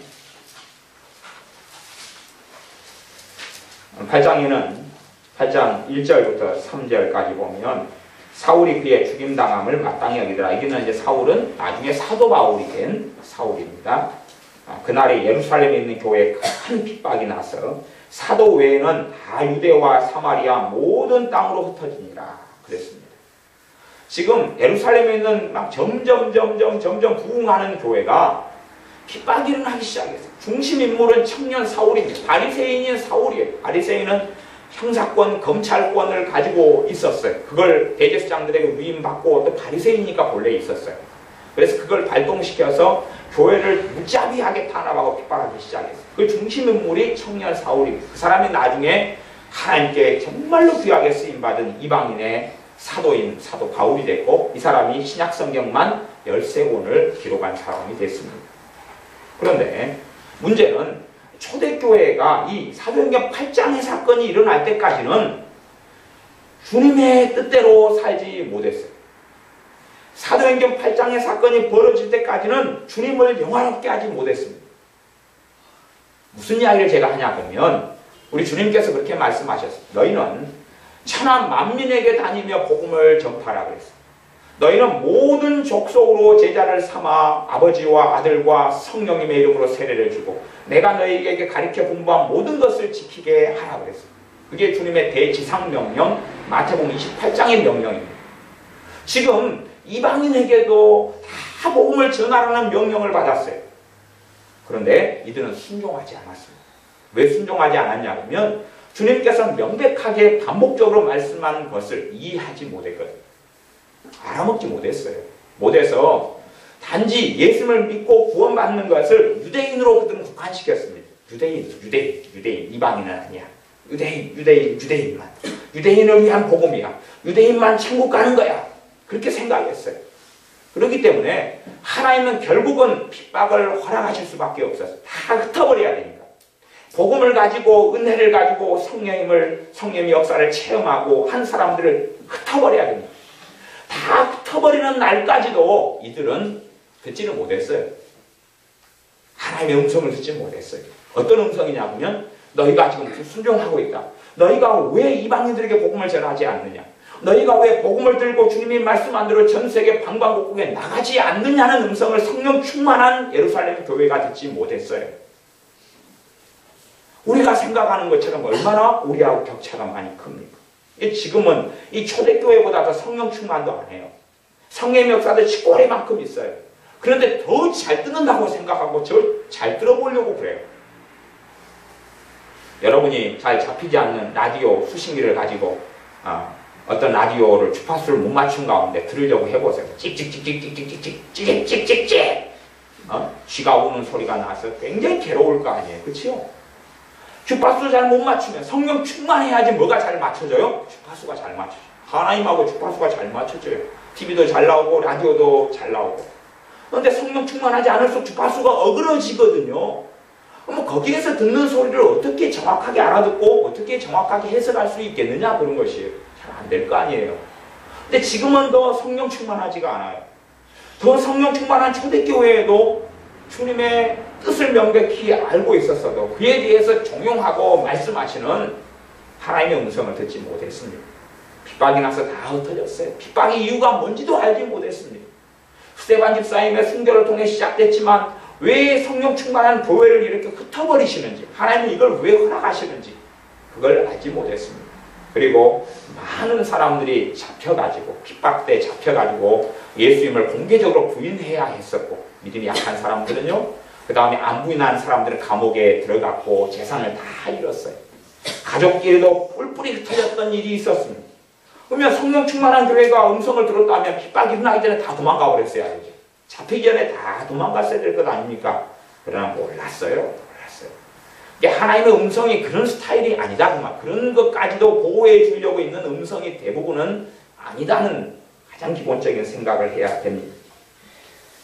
3절에 보면 8장 3절에 사울이 교회를 참멸할세. 참멸했다. 무너뜨려버리고 핍박하고 능욕하고 참멸할세. 각 집에 들어가 남녀를 끌어다가 옥에 넘기니라. 각 집에 있는 남녀가 누구요? 예수 믿는 사람이죠. 이 초대교회 믿는 신자가 음성을 못 들어요. 성령 충만을 경험했던 신자들이. 그리고 집에 있다가 끌려가버려요. 감옥소에 갇혀버려요. 그러니까 샬라 주님 오늘 내게 무슨 일이 있을까요? 그렇게 음성 듣기를 했다고 그래도 그것이 고급인 영성인 것처럼 말한다 할지라도 그렇지 않습니다. 그렇지 않아요. 정말 고급인 영성이라면 초대교회에 있는 신자들은 더 성령 충만했기 때문에 성령님께서 그들을 더 이끌어 가실 수 있었다는 말이에요.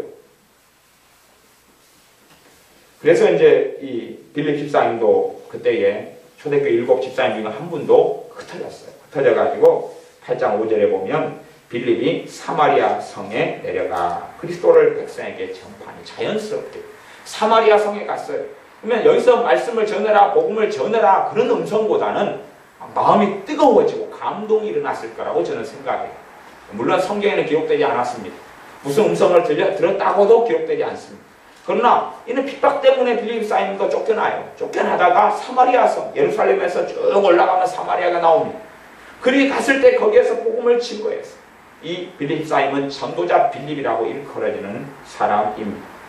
그래서 이 빌립 사임 전도를 통하여서 사마리아에 있는 많은 사람들에게 귀신이 떠나가고 병이 치유되고 이 7절에 보면 더러운 귀신들이 크게 소리 지르고 나가고 많은 중풍병자와 안진뱅이가 나았다. 사마리아 성에 큰 기쁨이 있더라. 그렇게 말씀합니다. 그리고 이제 좀 넘어가서 9장의 사건에는 8장을 좀 더 봐야 되겠습니다. 8장에 보면 26절에 그렇습니다. 8장 26절에 빌립 집사님에게 좀 더 일이 더 있는데 주의 사자가 빌립더러 일러 가로되 일어나서 남으로 향하여 예루살렘에서 가사로 내려가는 길까지 가라 하니 그 길은 광야라. 주의 사자는 누구냐면 사자는 엔젤 천사입니다. 이게 천사가 빌립 집사님이 와가지고 이제 어디로 가라고 가르쳐 줍니다. 그러니까 주님의 음성이 누구를 통해서도 오는 것이에요? 천사를 통해서도 와요. 왜 그러면 주님은 말씀 안 하고 천사를 통해서 말씀할까? 모르죠. 그러니까 그것까지도 우리가 정할 수는 없는 부분이다 그 말이에요. 하나님 마음이지. 우리가 하나님 음성을 들려주시려면 이 방법을 통해서 해주세요. 이 방법을 통해 해주세요. 2번 방법을 통해서 해주세요. 이번에 2번은 너무 자주 들었으니까 5번 방법을 통해서 해주세요. 그건 아니다 그 말이죠. 그리고 사실은 빌립 집사님은 기대하지 않을 때 하나님 말씀하셨어요. 기대하지 않을 때. 사마리아가 부흥이 나타나고 많은 사람이 주님께 돌아오는 그 상황 속에서 하나님께서는 천사를 보내셔서 광야로 가라는 것이, 광야로 가라고 보내버리시는 것이. 이게 빌립 집사님이 하나님께 물은 게 아니다 그 말이에요. 제가 지금 어디로 가야 됩니까가 아니라 사마리아에 복음을 전하고 놀라운 부흥이 일어나는 상황인데 어디로 가겠냐 그 말이에요. 그런데 갑자기 천사를 보내셔서 광야로 가라는 거예요. 이유를 몰라요. 모르고 광야로 갔습니다. 27절에 일어나 가서 보니, 광야로 가가지고 보니까 에디오피아 사람 곧 에디오피아 여왕 간닥의 모든 국고를 맡은 큰 권세가 있는 내시가, 말하는 재정부 장관이죠. 재정부 장관. 이 사람이 예루살렘에 왔다가 돌아가는 길이에요. 그러니까 이 사람이 하나님을 섬기기 시작했어요. 그래서 예루살렘에 있는 그 주례의 절기 때에 왔다가 돌아가는 상황이에요. 이 사람을 만나요. 근데 가만히 들어보니까 이 사람이 소리를 내가지고 성경을 읽고 있는 거예요. 이사야 53장 성경을 읽고 있는 거예요. 그때 29절에 이제 우리가 보통 생각하는 음성이 나옵니다. 29절에 성령님께서 빌립더러 이르시되 이 병거로 가까이 나아가라. 이 병거로 가까이 나아가라. 이게 요 음성이 이제 사실은 우리가 대부분 하나님의 음성 듣기 할 때에 기대하는 음성이 요 음성입니다. 요 음성. 기대하는 음성이 요 음성. 그러나 빌립 사님의 인생과 삶 속에서 요 음성은 요 음성으로 이런 양상의 성령의 음성으로 모든 것이 해결된 게 아니에요. 실제로도요. 병고로 나아가라 그랬어요. 병고로 나아가라 그랬지 자세하게 더 이야기하지 않습니다. 나아가서 저 이디오피아 내시에게 성경을 설명해줘라. 이사야 53장을 설명해줘라. 기타 등등을 해라. 그렇게 말씀한 게 아니에요. 그냥 나아가라고 끝나요. 왜? 나아가기만 하면 자연스럽게 이 빌립 집사님이 해야 될 일을 깨닫게 될 지혜를 가진 사람이기 때문에 그래요. 성령이 나아가라고 해요. 나아가니까 이제 그 다음에는 자연스럽게 엮어져 갑니다. 그래서 이 병거로 가까이 나아가라. 이게 나아가가지고 30절에 보니까 빌립이 달려가서 나아가라는 게 확 달려갔어요. 달려가가지고 이 성령님께서 그렇게 하라고 시킨 게 아닙니다. 시킨 게 아니에요. 나아가서 말 걸어라. 나아가서 성경을 해석해주라 그런 게 아니에요. 나아가라 그러니까 나머지는 다 알아먹어요. 나머지를 알아먹어요. 그래서 나아가서 달려가가지고 30절에 선지자 이사야의 글 읽는 것을 듣고 말하되 읽는 것을 깨닫느냐? 묻자. 읽는 것을 깨닫느냐? 이렇게 하라고 안 시켰어요. 성령님은. 이런 자세한 것이 없다고 말이에요. 딱 기본하고 그 다음에는 이제 순리적으로 풀어가는 것이에요. 읽는 것을 깨닫느냐? 그러니까 누가 지도하는 사람이 없는데 어찌 깨달을 수 있느냐? 그래서 마음이 열려가지고 빌립 사람이 청해요. 그러면 이디오피아 내시의 입장에서 하나님의 음성이 있어요. 아까 지금 요한복음 10장에서 이야기했죠. 그러면 이 양반 함께 대화를 해보고 싶네. 병거에 한번 태우고 좀 교제를 해보고 싶네. 그 마음이 드는 것이 사실은 뭐였어요? 하나님의 음성, 주님의 음성이었어요. 우리가 생각하는 것보다 훨씬 더 하나님의 음성은 방대하고 영역이 많고 광대하고 복잡해요.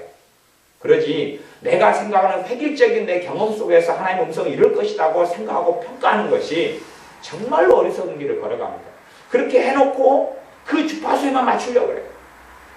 라디오 방송도 주파수가 많잖아요. 한 개의 주파수를 가지고 모든 라디오 방송을 들으려고 해요. 그러면 굉장히 똑똑한 사람이죠. 아니 대단한 능력자가 돼야 될 거예요.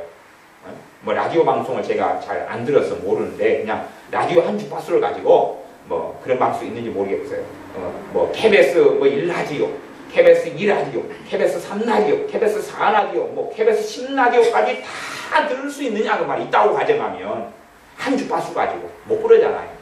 KBS 1이 있다 그러면 주파수가 몇 번일 거고 2가 있다 그러면 몇 번일 거고 극동방송이 있다 그러면 몇 번일 거고 무슨 방송이 있다 그러면 몇 번일 거고 아시아 방송이 있다 그러면 몇 번일 거고 그럴 거 아니에요. 다 다른데 하나의 주파수를 가지고 모든 것 들으려고 하는 양상을 가진다면 그 사람은 그쪽만 듣고 말 거예요. 그쪽 방송만 듣고 다른 쪽은 전혀 못 듣고 말 거예요. 지금 현재 막 지진이 벌어지고 그래서 내가 있는 곳에 대피를 해야 돼요. 내가 듣는 방송은 지진 방송이 아니고 딴 데는 다 지진 특보를 해요. 근데 거기는 노래 방송이에요. 특보 안 하고 계속 노래만 불러요. 뽕짝 하고 뽕짝만 계속 불러대는 걸 듣고 있어요. 그리고 지진 나가지고 깔려서 중상을 입었어요. 왜? 특보를 듣고 얼른 도망해야 되는데 제가 듣는 방송은 뽕짝이었거든요. 그렇기 때문에 안 맞다 그 말이에요. 그래서 어제 우리 박경사님의 뽕짝 노래 부르는 목사님 그거 영상 참 재밌게 봤어요. 참 그 기름 부음이 있더라. 기름 부음. 뽕짝을 하는데 뽕짝에 대한 노래 가사들을 다 말씀으로 바꿔버려요. 근데 기름 부음이 있어. 성령의 목사가 있어. 야, 이분도 특별한 사명을 가지고 있는 거고. 자기도 뽕짝 복음성가 가수가 되기를 원치 않았고 고상한 사람이 되기를 원했는데 고상한 게 아니라 뽕짝으로 가니까 자기도 하나님 왜 나를 뽕짝을 자꾸 하게 하세요? 뽕짝으로 찬양을 부르고 뽕짝으로 찬양을 부르고. 그래서 그분이 집회를 일찍부터 다니기 시작하시더라고요. 올해 36살인가 는 목사님인데 일찍부터 시작해가지고 하나님께 그렇게 했다. 하나님, 제가 이 젊은 나이에 뽕짝을 하고 다니니까 제 혼사길을 막을 일이 있습니까? 뭐 그렇게 했다 그래요. 그래서 하나님께서 말씀하신 음성의 양상은 아주 다양하고 이디오피아 이 네시가 들었던 음성이라는 것은 이 빌립 집사님에 대해서 열린 마음, 그 마음이 감동되는 거예요. 야, 이 사람하고 좀 대화해보고 내 병거에 올라타라 그래야 되겠다. 왜? 이 사람은 높은 사람이니까 병거를 타고 왔고 지키는 군사들이 함께 왔을 거 아니에요. 그러나 다 진정해 나를 해치러 온 사람들이 아니야. 그러니까 이리 올라타소. 그리고 이제 해가지고 말씀을 설명을 듣고 예수님을 영접하게 되었습니다. 또 이 이디오피아 네시는 그랬어요.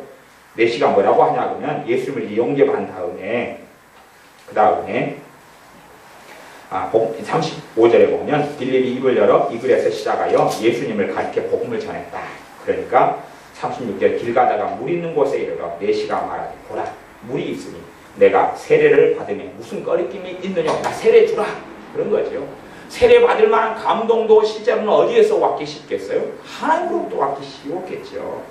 그리고 세례 달라 그러니까 빌립 집사님도 세례 줘야지.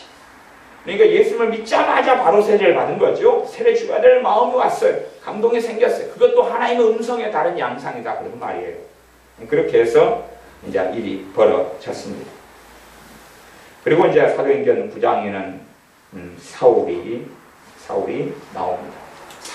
청년 사울이 주님을 만나서 그래서 회개하고 변화되는 것이 나옵니다. 그때 주님이 쓰셨던 사람이 주님의 제자 아나니아입니다. 그 제자 아나니아에게 주님께서 직접 나타나셔서 말씀하신 것이 9장 10절부터 있는 내용입니다. 이런 사건은요 특별한 사건이에요. 특별한 우리가 워커힐 호텔에 가서 밥 먹고 힐튼 호텔에 가서 한번 먹고 신라 호텔에 가서 한번 먹고 우리가 신라 호텔에서 잠 한 번 자고 이 엠블 호텔도 한 번 자는데 막 30만 원 가까이 되잖아요. 그 다음에 저 꼭대기 치면 몇백만 원 한다 그래요. 뭐 그런 일이 우리 평생에 자주 있겠느냐 하는 것이에요. 자다가 있고 한 번 한 다음에도 막 속이 시려울 거 아니에요. 누가 그러시더라고. 어디에 여행 가가지고 돈을 한 500만 원 쓰고 오셨대요. 일주일 만에 가족 몇 명하고 가가지고 갔다 온 다음에 속이 너무 아프더래요. 왜냐하면 돈이 너무 아까운 거예요. 막 숙식에 뭐 별거 한 것도 없는데 그냥 돈이 너무 비싸가지고 그런 것처럼 특별하게 있는 일이다 그런 말. 이게 일상이 아니에요. 일상이라고 생각하면 정말 어리석은 것입니다. 주님께서 9장 10절에 아나니아에게 나타나셔서 아나니아야 하시거늘 대답하되 주여 내가 여기 있나이다. 주께서 가라사대 때 일어나 집가라 하는 거리로 가서 유다 집에서 5 사람 사울이라 하는 자를 찾으라. 제가 기도하는 중이라. 그러면서 말씀을 쫙 하셔요. 15절도 주님이 계속 이어서 하신 말씀입니다. 가라 이 사람은 내 이름을 위하여 이방인과 임금들과 그러면서 이스라엘 자손들 앞에 전하기 위하여 택한 나의 그릇이라. 그러면서 주님이 말씀하라. 이건 정말 특별한 경우입니다. 특별한 경우. 이런 사건이 거의 별로 없어요. 이런 것을 이 특별한 것을 지금 특별한 중요한 이 사도행전이나 이런 게 쓰여진 것은 중요한 전환기, 중요한 상황에 우리에게 전할 메시지가 있어 전하신 거예요. 그러지 중요하게 특별하게 지금 벌어진 일, 일상생활에 벌어진 일보다는 특별한 때에 벌어진 일을 전하신 건데 특별한 때에 벌어진 그것을 일상적인 것처럼 생각하면 안 된다는 이야기입니다. 어떤 부흥사 목사님들의 설교를 들으면 간증들을 들으면 그분들의 간증들을 보면 그냥 특별할 때 벌어진 간증들을 한 설교에다 다 집어넣어가지고 이야기를 해요. 말하자면 30년 신앙생활하는 가운데 경험했던 하나님의 역사가 5번 있다 그러면 그 설교 가운데 그 5번을 다 이야기해요. 30년 동안에. 그러면 6년에 한 번 벌어졌잖아요. 특별한 일이 6년에 한 번. 30년 동안에 5번을 겪었어요. 그 한 번의 설교 동안에 다 해요. 정확한 이야기는 안 합니다. 30년 동안에 5번 겪었다는 이야기는 안 합니다. 그럼 빼놓고 5번을 설교 시간, 30분 설교 시간에 한다 그러면 사람들 어떻게 생각하겠어요? 와, 이분은 맨날 이렇게 사는가 보다. 그렇게 생각해요. 그래서 제가 이 간증의 위험성에 대해서 제가 이야기를 해봤어요. 여러분이나 저는 매일 먹는 밥에 대해서는 간증할 게 없어요. 매일 먹는 반찬이 뭔지 기억 안 나요. 지난주 금요일날 저녁에 뭘 먹었는지 기억 잘 안 나거든요. 그러나 지난주 금요일날 힐튼 호텔에서 먹었다고 하면 그거 기억하실 거예요. 그런 것처럼 특별한 것이 자기 마음에 남아서 특별한 것들을 이야기를 해요. 듣는 사람들은 어떤 착각을 하냐면 저것이 저분의 매일의 삶이란 말인가? 그렇게 생각을 한다 그런 말이에요. 하나님의 음성 듣기도 그래요. 어떤 세미나 하는 목사님이 강사님이 하나님의 음성 듣는 컨퍼런스를 해가지고 음성 듣는 자기 경험을 쭉 이야기해요.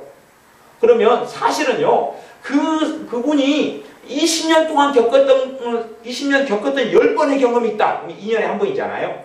그것을 10번을 그 세미나 시간에 이야기하는 거예요. 그러면 그걸 하나 경험을 설명하는데 5분, 10분이 걸릴 거 아니에요. 그러면 시간 다 끝나거든요. 그럼 그걸 듣는 사람은 와, 저분은 매일 이번 달 내내 10번 다 겪은 거겠구나. 올해 다 겪은 거의 모양이구나. 그렇게 생각하고 착각해요. 정확히 그래도 이건 몇 년 만에 벌어진 일이고 이건 어쩌다가 있는 사건이고 내가 성령 충만하게 살아왔어도 이런 경험은 이렇다 그런 식으로 다 공평하게 이야기해 줘야지 사실 듣는 사람이 착각을 하지 않아요. 근데 자꾸 다 떼버리고 그냥 자기 쇼킹한 경험들만 많이 하면 듣는 사람은 그 목회자나 그 강사님을 와 대단한 사람으로 높여버려요. 와 이렇게 신령하다니 나도 저분을 따라서 가야 되겠다. 저분이 내 롤 모델이야. 그렇게 착각하고 자존망대하고 사람을 높이고 그리고 어리석어지는 길을 걸어가는 아나니아가 겪었던 일은 특별한 경험이에요. 특별한 경험. 그렇게 말씀하셨습니다. 그 다음에 이제 9장에 보면 사도 바울이 다메섹에 전도하는 이야기가 나옵니다. 전도하는 이야기 속에서 사도 바울이 전도를 했을 때에 이제 23절에 보면 여러 날이 지남에 유대인들이 사울 죽이기를 공모하더니 그 계교가 사울에게 알려지니라. 저희가 그를 죽이려고 밤낮으로 성문까지 지키거늘 그의 제자들이 밤에 광주리에 사울을 담아 성에서 달아 내리니라. 지금 예수님 믿은 다음에 복음을 전해. 복음을 전하니까 계교가 사울에게 알려졌다 그래요. 사울을 죽이려는 계교가 알려졌어요. 이게 계교가 알려지는 것이 사람을 통해서 이렇게 알려졌단 말이에요. 하나님의 음성으로 온 게 아니고 사람을 통해서 이렇게 쫙 알려졌어요. 그것이 일반적으로 하나님께 사용하는 루트 중에 하나다 그 말이에요. 사람을 통해서 사울에게 알려지게 하는 게 하나님의 역사하심이에요. 그렇지 다이렉트로 말씀하시는 경우는 드물다 하는 것입니다. 그래서 사도 바울의 전도를 듣고 예수를 믿게 된 바울의 제자들이 밤에 광주리에 25절을 사울을 담아 성에서 달아 내리니라. 도망이죠. 도망가는 것이에요. 도망가요. 야 하나님의 사람인데 복음을 전했는데 몰라 도망갈까? 사도 바울 뼈간 사람들이 다 벼락을 맞고 다 죽어야지. 그렇진 않아요. 이 땅에서는 그런 식의 일이 벌어지지 않습니다. 실제로 우리가 사사기 같은 데 보면은 어떤 아비멜렉 같은 사람이 나와요. 아비멜렉 같은 경우는 자기 아버지, 사사 아버지가 돌아가신 다음에 권력을 차지하려고 자기 형제 70명을 돌에 갖다 놓고 다 쳐 죽여버립니다. 돌에 갖다 놓고 다 쳐 죽여버려요. 딱 하나만 도망갑니다. 요람인가? 도망가요. 다 쳐죽여. 70명을 다 쳐죽여버려. 악한 이 사람이. 그래놓고 이제 결국은 사바 해가지고 이스라엘의 왕이 됩니다. 왕으로 등극해요. 그때에 이제 조금 지나가지고 한 여자가 저 높이 창에 있다가 이 아비멜렉이 왕이 오니까 맷돌짝을 들어가지고 집어 던져버려요. 이렇게 맷돌짝에 맞아가지고 빽 쓰러져요. 그러니까 이제 아비멜렉이 자존심과 체면이 있어가지고 쪽팔리거든요. 진짜로. 그래서 옆에 있는 병사한테 그럽니다. 내가 저 여자한테 맷돌 맞아가지고 지금 죽어가는데 이래가 죽으면 쪽팔리다. 그러니까 네가 나 찔러서 죽여라. 난 네 칼에 죽지. 저 이제 이미 맞고 죽어가는 중이에요. 근데 여기서 내가 죽으면 안 돼. 여기서 맞으면 여자 맷돌 맞고 죽었다 그럴 거 아니야. 성경에 사사기에 기록되어 있습니다. 여러분이 잘 봐보세요. 그래서 옆에 사람 네 죽여, 나 죽여, 찔러 죽여. 그래서 병사가 찔러 죽입니다. 그래가지고 그게 죽었다. 그리고 성경은 뭐라고 기록되냐 그러면 그가 그렇게 악하게 살고 형제 70명을 다 쳐 죽이고 하는 것에 대한 하나님의 심판이 임한 것이다. 그러면 70명을 때려 죽일 때 하나님 심판이 임하지 않아요. 그리고 나중에서야 이 여자의 맷돌에 여자에게 아마 하나님께 능력을 주셨을 거예요. 집어 던지는데 맷돌이 이렇게 큰데 그냥 확 던지니까 타켓트가 정확히 맞아버리는 거예요. 보통 때는 농구도 못하다가 사람 머리, 아비멜렉 왕의 머리를 확 맞춰버린 거예요. 그리고 거기에 맞아서 빽 하고. 근데 그것이 하나님께서 이제 심판할 때가 되어서 하나님이 하신 거다라고 성경 기록됩니다. 그러니 어떤 악하고 불의한 일이 벌어져서 하나님의 역사가 바로 나타나질 않아요. 이 사울을 죽이려고 해도 바로 나타나지 않고 실제로 이 사울이 믿는 사람을 핍박하고 잔멸했어도 거기에 벼락이 치지 않았잖아요. 나중에 하나님의 은혜로 이 사람을 부르잖아요. 이 사람을 불러요. 누가 살인을 해도 그에 대한 하나님의 심판이 바로 임하지 않아요. 도둑질을 하고 악한 일을 해도 바로 임하지 않아요. 그렇게 임한다고 생각하는 사람들이 어리석은 길을 오히려 걸어가게 됩니다. 그리고 이제 36절에 보면 요바에 다비다라 하는 여제자가 있으니 그 이름을 번역하면 도루가라. 선행과 구제하는 일이 심히 많더니 그때 병들어 죽음에 시체를 씻어 다락에 뉘우니라. 루다가 요바에 가까운지라 제자들이 베드로가 거기 있음을 듣고 두 사람을 보내 지체 말고 오라고 간청하니. 이게 베드로 사도가 근처에 있으니까 와가지고 이 죽은 사람 살려내라 그거거든요. 이제 죽은 사람 살려내라 그거예요. 여기에 하나님의 음성이 어떻게 관여했을까 하는 거예요. 여기에 하나님의 음성이. 이 두 여자에게 베드로를 청해와라 이런 음성은 지금 본문상에는 없었습니다. 또 베드로에게 두 여자가 청하기 전에 너가 가라. 누가 죽었는데 가서 살려라. 이걸 듣지는 못했다. 그 말이에요. 그런 게 없다. 그런 말이에요. 39절에 베드로가 일어나 저희와 함께 가서 이름에 저희가 데리고 다락에 올라가니 모든 과부가 베드로의 곁에 서서 울며 그러면서 이 도루가라는 여자가 어떻게 자신들에게 했는지 얼마나 선하게 자신들을 섬기고 도왔는지를 이야기합니다. 그래서 40절에 베드로가 사람을 다 내어보내고 무릎을 꿇고 기도하여 돌이켜 시체를 향하여 가로되 다비다야 일어나라 하니 그 다비다가 살아났다는 사건을 이야기합니다. 이 사건 속에서도 하나님의 음성 뭐라고 직접적으로 말씀하는 것에 대한 이야기는 안 나와요. 그냥 자연적으로 흘러가는 것이 이렇게 흘러가는 것이 마침 그때 베드로가 있는 것이 그 근처에 베드로 사도가 있는 것 시체가 썩어버리기 전에 시체가 싱싱할 때 그리고 그 소식을 듣고 알게 되는 거예요. 베드로 사도가 근처에 어디 있다. 두 사람이 얼른 가서 와요. 그리고 부르러 올 때 베드로 사도는 거부하지 않고 오지. 그렇게 해서 일이 벌어집니다. 그 다음에 이제 10장에는 고넬료가 본 환상에 대한 이야기가 나오고 그 다음에 베드로도 환상을 봐요. 고넬료도 환상을 보고 베드로도 환상을 봐요. 이게 하나님이 뭘로 말씀하신 거예요? 고넬료에게도 환상으로 말씀하시고 베드로에게도 환상으로 말씀하셨어요. 그렇게 해서 10장 3절에 보면 하루는 제 90쯤 되어 환상 중에 밝히 보매 하나님의 사자가 환상 중에 누가 나타나 말해요? 천사가요. 하나님의 천사가 나타나서 고넬료야 그렇게 하면서 이야기합니다. 그러면서 베드로 저기 있는데 부산 불러와서 너희가 들을 이야기가 있어. 그리고 이야기해 줍니다. 그 다음에 이제 9절부터는 베드로가 기도하려고 지붕에 올라가니 시간은 이제 6시더라. 그래서 10절에 시장하여 먹고자 하며 사람이 준비할 때 비몽사몽간에 그러면서 환상을 보여주셔요. 3번이나. 그래서 16절에 보면 이런 일이 3번 있은 후 그 그릇이 곧 하늘로 올라가니라. 17절 베드로가 본바 환상이 무슨 뜻인지 속으로 의심하더니 이게 무슨 뜻일까? 도대체 3번이나 똑같은 게 보였는데 무슨 뜻일까? 이게 하나의 음성이 뭘로 왔어요? 지금 환상으로 왔죠. 여기서는 여기도 환상, 저기도 환상. 그렇게 왔어요.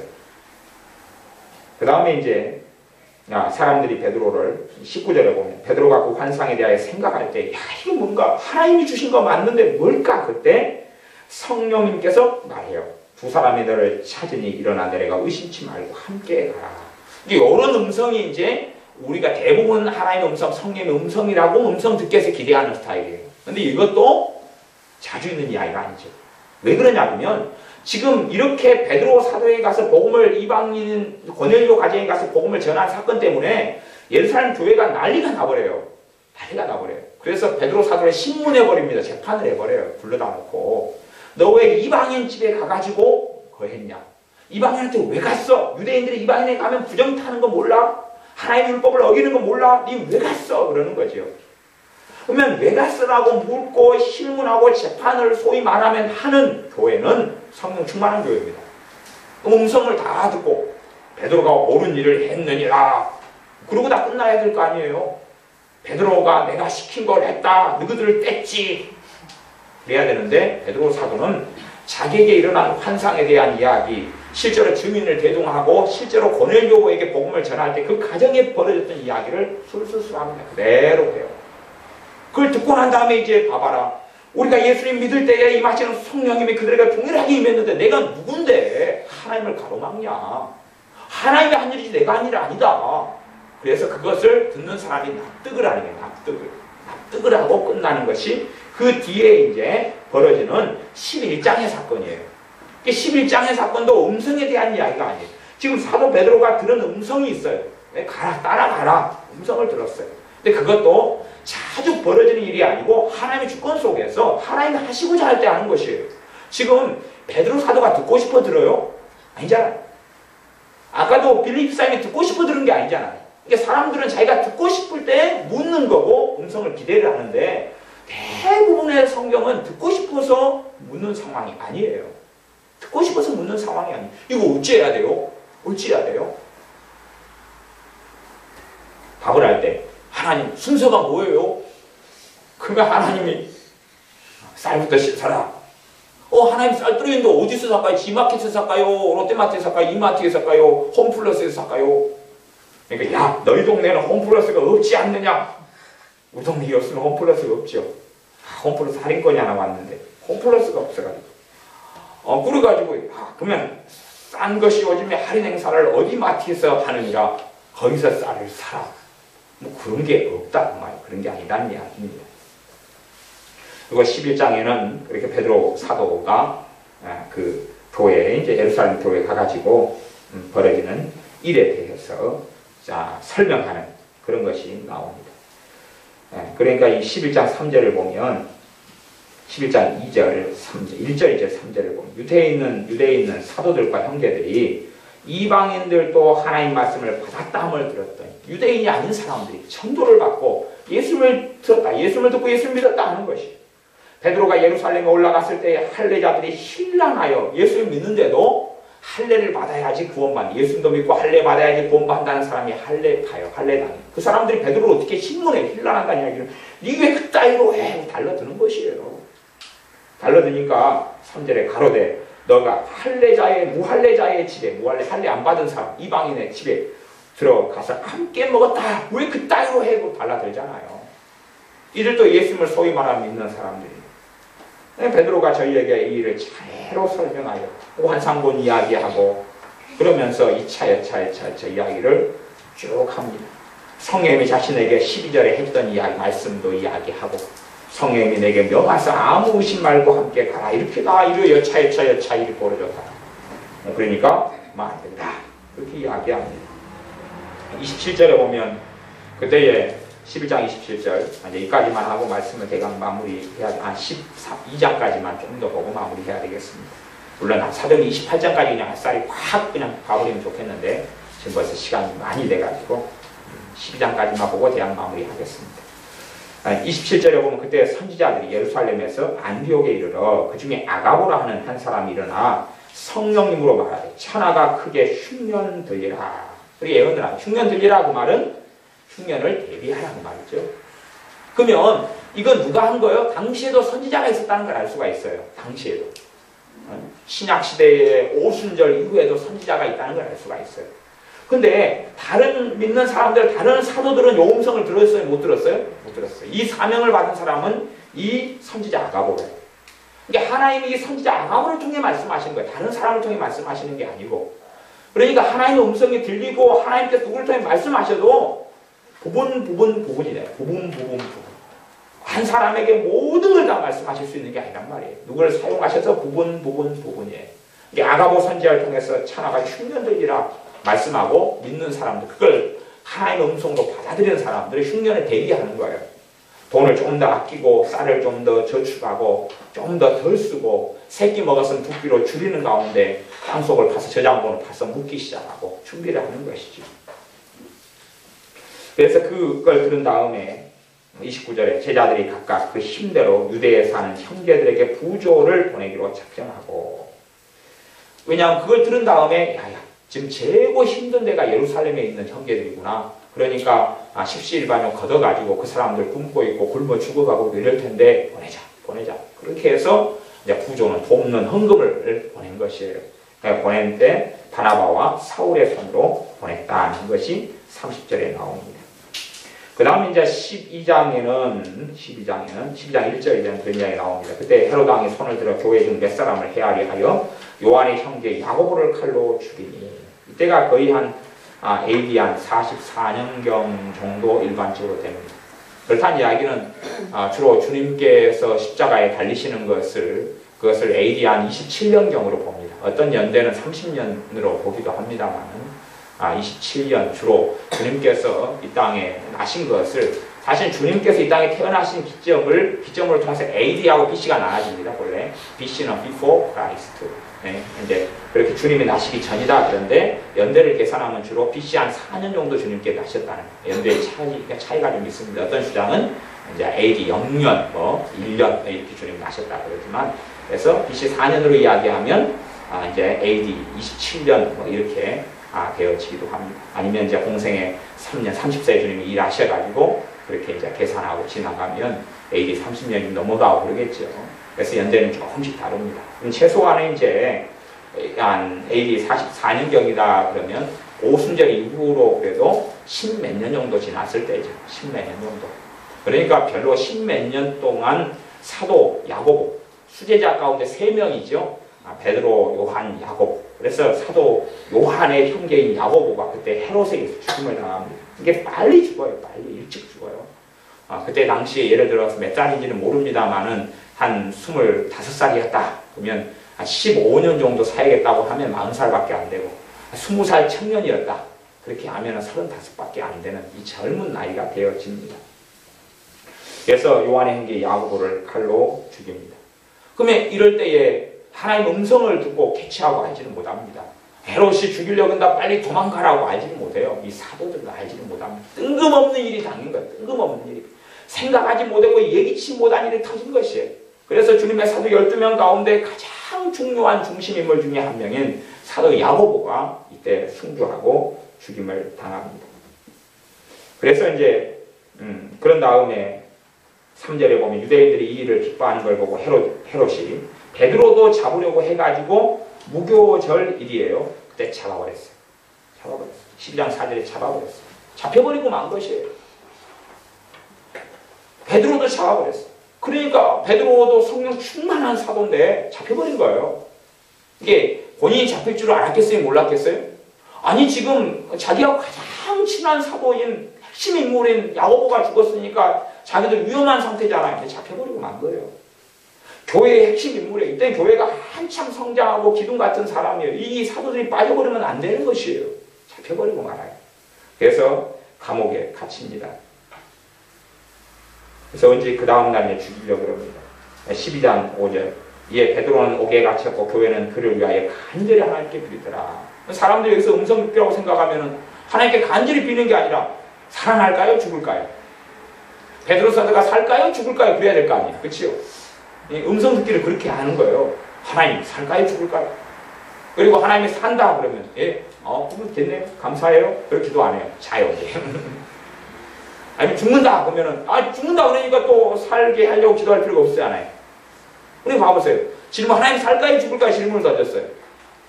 산다고 그래도 기도할 필요가 없고 죽는다 그래도 기도할 필요가 없어요. 아니 이제 죽는다 그러면 하나님 살려달라고 막 기도할 필요는 있을지 모르겠어요. 과거에 이런 여러 사람들이 죽는다 히스기야나 이런 아합이나 죽는다 그랬는데 기도해가지고 살아난 일들이 있으니까. 하지만 산다 그러면 기도할 필요가 없죠. 이건 삽니까 죽습니까 라고 물어볼 문제가 아니라 그 말이에요. 살게 달라고 기도해야 되는 거지. 기도해야 되는 거예요. 여기서 음성을 들은 게 아니에요. 그러니까 사람들이 이런 부분에서도 음성 듣기를 추구합니다. 추구하면 결국은 누가 역사하겠냐고 말이에요. 귀신이 역사할 수밖에 없는 것입니다. 정말로 바른 성령의 음성을 들어야 될 때들이 있어요. 때들이 있고 그걸 추구해야 될 때가 아닌 경우들도 있고 그러는 것입니다. 이건 정말 간절한 기도가 필요할 때고 교회는 바르게 했어요. 그렇게 해서 천사가 나타나서 베드로를 살려냈습니다. 살려내가지고 베드로가 얼른 정신을 차렸어요. 그래 13절에 보면 밖으로 이제 이 감옥에서 끌어냈어요. 그래가지고 베드로 13절에 베드로가 대문을 두드리는데 로데라 하는 계집 아이가 영접하러 나왔어요. 아마 그것이 마가의 다락방이죠. 그 12절에 보면 마가라는 요한의 어머니 마리아의 집이다. 이게 마가의 다락방이에요. 마가의 다락방에서 교회는 모여가지고 기도하고 있었어요. 그 넓은 장소였기 때문에 120문도도 함께 기도할 수 있을 만한 넓은 곳이었습니다. 거기서 모여가지고 기도하고 있었어요. 그리 가가지고 문 두드렸어요. 그러니까 로데라 하는 계집 아이가 나와가지고 14절에 보면 베드로의 음성인 줄 알고 기뻐하여 너무 기쁘니까 문을 열지를 못했어. 열지 못해가지고 소식부터 전하려고 달려갑니다. 달려가서 말하되 베드로가 대문 밖에 섰더라. 오 베드로 사도님 오셨어요. 우리 기도가 응답됐어요. 그런 거 베드로 사도님 살아나고 오셨어요. 그랬어요. 그러니까 열심히 베드로 사도 살려달라고 기도하는 사람들이 뭐라 그런지 압니까? 15절에 저희가 말하되 너가 미쳤다. 너가 미쳤 아니 살려달라고 기도해놓고 하나님이 살려줬으니까 너가 미쳤다 그러는 거예요. 너가 미쳤다. 하나 계집 아이는 힘써 말하되 참말이요 참말. 그러니까 저희가 말하되 그러면 그게 천사라. 베드로의 모습을 나타낸 천사다. 옛날에 유대인들은 천사가 어떤 사람을 지키고 돌보는 천사라면 그의 모습이라고 생각하는 어떤 경향도 있었어요. 아니면 이제 어떤 식으로는 그의 영혼이 그 모습이다. 이미 죽어버렸어요. 그래가지고 천국으로 가기 전에 인사 한번 하려고 왔는지도 몰라. 옛날에 이런 뜬구름 잡는 생각과 사상들 좀 가지고 있었기 때문에요. 안 믿었다 그 말이에요. 안 믿었어요. 이 뜨거운 초대교회 성령통을 받은 교회는 베드로 사도가 오고 로데가 와서 베드로 사도님 살아나셨어요. 대문 밖에 왔어요. 그러니까 음성을 통해서 맞다 로데가 하는 말이 맞아. 그게 는 게 아니란 말이에요. 아니고 야 미쳤다니 미쳤어. 무슨 그런 일이 있겠냐 그랬다 그 말이에요. 그러니 사람들이 생각하는 어떤 하나님의 음성하고는 다르다 그런 이야기입니다. 그래서 우리의 삶 속에 말씀을 마무리하고 정리한다면 주님께서 우리에게 음성으로 말씀하시는 여러 분야들이 있다. 여러 방식과 방향들이 있어요. 여러 방식과 방향들이. 그 가운데 대표적인 것은 감동, 그 다음에 지혜를 주심, 그 다음에 은사들, 성령의 은사들. 꿈이나 환상도 포함해서 주님께 지혜의 말씀, 지식의 말씀, 때로는 예언, 그 다음에 영분별을 통해서 말씀하시고, 방언, 통역, 그 다음에 믿음의 은사. 믿음의 은사도 사실은 말씀하신 통이에요. 어떤 일이 벌어질 때에 믿음이 막 역사하고 확신이 일어나, 확신, 담대함이 생겨요. 믿음의 은사의 양상. 그것도 하나님의 음성의 양상이에요. 그 방향으로 내가 믿음으로 막 나아가야 되는 그런 일이 되어지지요. 물론 무대포적인 믿음은 절벽에서 떨어질 수도 있습니다. 사실은 믿음의 은사를 가진 사람들이 실제로 제가 사람들 좀 믿음의 은사를 가진 사람들 만나보면 극단성을 가지고 무대포적인 기반을 가집니다. 인내가 없고요. 막 어떤 부분에 믿음이 막 역사하니까 일을 저질러 버려요. 근데요 때가 안 맞거든요. 때가 항상 범사에 때가 있고 기한이 있다 그랬는데 때에 맞춰가지고 일을 저질러야 되는데 그저에 막 급한 마음에 막 마음속에 불이 있고 마음속에 열정이 있고 마음속에 믿음이 역사하니까 버튼 눌러버리면 될 거라고 생각하는 분들이 참 사고를 많이 치셨어요. 그래서 저는 실제로 믿음의 은사를 가진 사람들이 인내를 배운다면 좋은 열매를 많이 거두고 인내하지 못하고 급박함을 배운다면 오히려 인생 삶 속에서 큰 어려움과 어리석음과 실패를 경험하는 것을 많이 보아왔습니다. 그래서 우리의 삶 속에 하나님의 음성을 듣는 것에서 음성의 개념을 훨씬 넓혀야 되고, 그 다음에 우리가 어떤 요행수를 바라기보다는 가장 음성의 기본적인 게 뭐예요? 지혜죠.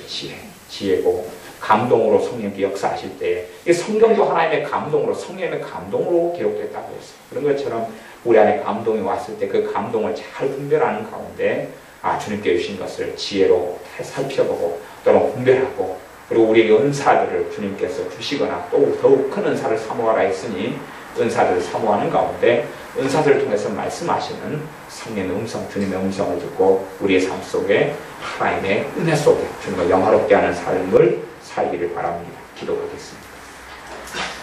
아버지 하나님, 하나님의 음성을 듣는 것에 대하여 특별히 사도행전의 말씀들을 가지고 살펴보았습니다. 우리가 하나님의 음성을 듣는 것이 굉장히 중요하지만 그에 대한 극단성에 빠지지 않도록 도와주시옵소서.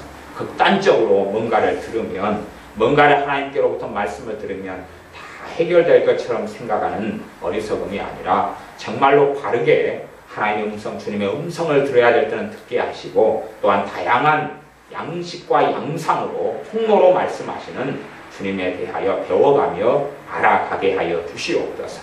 나아가 성령의 은사들이 더 풍성해지고 더 기름 부음이 강해져서 정확하게 꿈과 환상과 여러 가지 지혜와 애언을 통하여 믿음, 은사들을 통하여 말씀하시는 그러한 주님의 음성을 듣고 순종의 걸음을 걷는 우리가 되게 하여 주시옵소서. 예수님의 이름으로 기도하옵나이다. 아멘. 함께 말씀을 붙잡고 하나님께 기도하겠습니다.